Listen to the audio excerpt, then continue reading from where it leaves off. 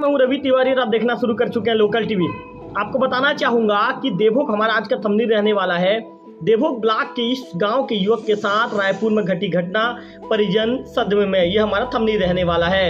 हम थंबनेल में गांव के नाम का जिक्र नहीं कर रहे हैं, खबर में गांव के नाम बताएंगे। मैं आपको बता दूं कि देवभोग ब्लॉक के सेनमुड़ा गांव के एक युवक हैं जिनका नाम है कांति प्रभाकर सोनवानी। अभी उनकी उम्र 18 साल भी पूरी नहीं हुई है और रायपुर में रहकर वे जुलाई महीने से वे रायपुर में रहा करते थे। अभी 2024 के जुलाई महीने से रायपुर में वे BCA गणित प्लस कंप्यूटर साइंस का कोर्स कर रहे थे। अचानक उनकी तबीयत बिगड़ती है और तबीयत बिगड़ने के बाद एक दिन के बाद तबीयत जब उनकी बिगड़ती है तो उसके एक दिन के बाद उनका निधन हो जाता है। वहीं जो कांति प्रभाकर सोनवानी के जो उनका पार्थिव शरीर को उनके गांव में लाया जा चुका है और उनके अंतिम संस्कार की प्रक्रिया भी पूरी कर दी गई है। परिवार का जब चिराग चला गया है तो परिवार के पूरे लोग दुखी हैं। उनके माता पिता, उनके चाचा चाची, उनके घर के सभी लोगों का रो रो कर बुरा हाल है। सभी रो रो कर अपने लाडले कांति प्रभाकर सोनवानी को याद कर रहे हैं। मैं आपको बताना चाहूँगा कि कांति प्रभाकर शुरू से ही होनहार छात्र रहे हैं, पढ़ाई में अव्वल रहे हैं। उन्होंने हर जगह अव्वल स्थान हासिल किया है। उनकी पढ़ाई को देखते हुए वे जिस तरह से होशियार थे पढ़ाई में, उनके अव्वल अंक को देखते हुए परिजनों ने निर्णय लिया था कि कांति प्रभाकर को अब उच्च स्तर की पढ़ाई के लिए रायपुर भेजा जाए। क्योंकि कांति भी BCA करना चाहते थे और BCA का कोर्स यहाँ आसपास नहीं होने के चलते परिजनों ने, जो उनके पिता हैं यशवंत सोनवानी, उनकी माता जो पूर्व जनपद सदस्य थी श्रीमती गौरी सोनवानी, उनके जो दादाजी हैं सेवानिवृत्त प्रधान पाठक हैं लदवा राम सोनवानी, उनके चाचा हैं युगन सोनवानी, सभी लोगों ने बैठकर एक निर्णय लिया कि अब उनके घर के इस लाडले को पढ़ाई के लिए रायपुर भेजना चाहिए। और जुलाई महीने से रहकर वे BCA की पढ़ाई भी कांति प्रभाकर सोनवानी कर रहे थे।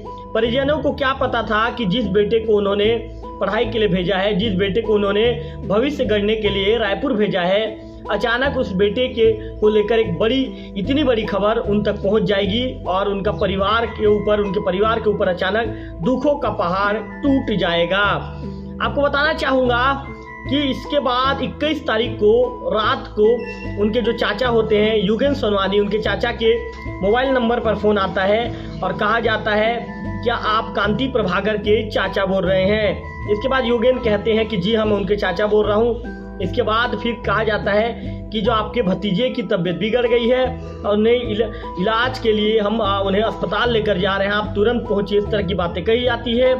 हड़बड़ाए युगेन तुरंत अपने बड़े भाई यशवंत सोनवानी के साथ युगेन रातों रात, जैसे ही फ़ोन आता है रातों रात ये रवाना होते हैं और रायपुर पहुँचते हैं।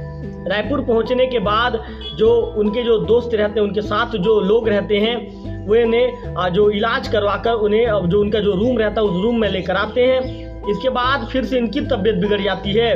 तबीयत बिगड़ने के बाद परिजन फिर से इन्हें तत्काल लेकर रायपुर के निजी अस्पताल में लेकर इलाज के लिए जाते हैं और अंततः 22 तारीख को सवेरे 9:30 बजे जो कांति प्रभाकर सोनवानी का अपने परिजनों से उनका साथ छूट जाता है।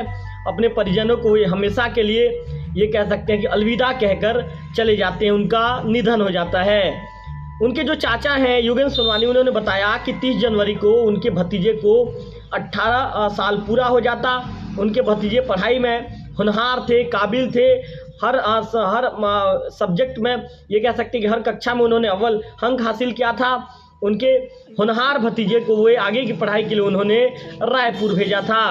तो आपको मैं बता रहा हूँ कि जो उनका निवास स्थान है सेनमुड़ा है, उनका निवास स्थान सेनमुड़ा में उनके पार्थिव शरीर को भी लाया जा चुका है।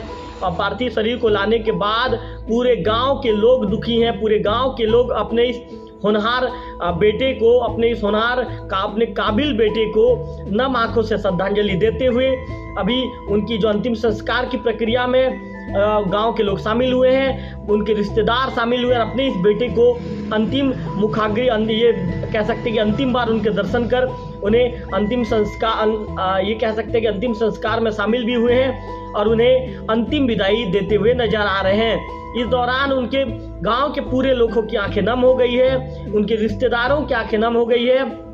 सभी कह रहे हैं कि जो बेटा जब गांव आया करता था तो सभी से जब मिलता था तो सभी से जिस तरह से हंसकर मिलता था, एक जिंदा दिल इंसान था, पढ़ाई में अव्वल था, पढ़ाई में होशियार था, काबिल था, अचानक इसके साथ इस तरह की घटना घट जाएगी किसी ने सोचा ना था। ग्रामीणों का ये कहना है कि आज हंसता खिलता जो चेहरा है कांति प्रभाकर सोनवानी का, वो हम सब के बीच से विदा हो गया।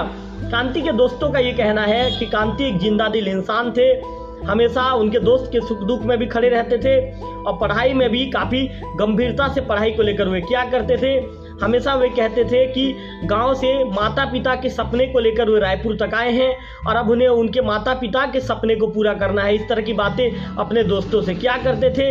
लेकिन आखिर किसे पता था कि एक हंसता खिलता एक युवा चेहरा अचानक सबके बीच से विदा हो जाएगा, किसी ने सोचा ना था। आज यही बात कांति प्रभाकर सोनवानी की यही बातें उनके परिजनों को याद आ रही है, उनके गांव वालों को याद आ रही है और सभी आज सदमे में हैं। उनके परिजन पूरी तरह से सदमे में हैं, माता पिता, उनके चाचा, उनकी चाची, उनके घर के सभी लोग, सभी रिश्तेदार सदमे में हैं कि अचानक कांति सबके बीच से कैसे चले गए। मैं आपको बताना चाहूँगा कि जैसे कांति प्रभाकर सोनवानी के चाचा हैं योगेंद्र सोनवानी, उन्होंने ये बताया है कि 21 तारीख को उन्हें दस्त और उल्टी की शिकायत होती है। इसके बाद उन्हें एक निजी अस्पताल में भर्ती कराया जाता है, वहाँ से ट्रीटमेंट के बाद छुट्टी भी दे दी जाती है, तबीयत में सुधार देखा जाता है। अचानक देर रात फिर से तबीयत बिगड़ता है, फिर से निजी अस्पताल में उन्हें भर्ती करवाया जाता है और अंततः 22 तारीख का वो दिन होता है। ये कह सकते हैं कि आज 24 तारीख का दिन है और 22 अक्टूबर का वो दिन होता है जब 9:30 बजे के आसपास जो ये कह सकते हैं कि उनका निधन हो जाता है। वे अपने परिवार को अलविदा कहकर हमेशा के लिए चले जाते हैं। हम लोकल टीवी की तरफ से भी जो होनहार छात्र, काबिल छात्र कांति प्रभाकर सोनवानी को हम भी लोकल टीवी की तरफ से विनम्र श्रद्धांजलि व्यक्त करते हैं।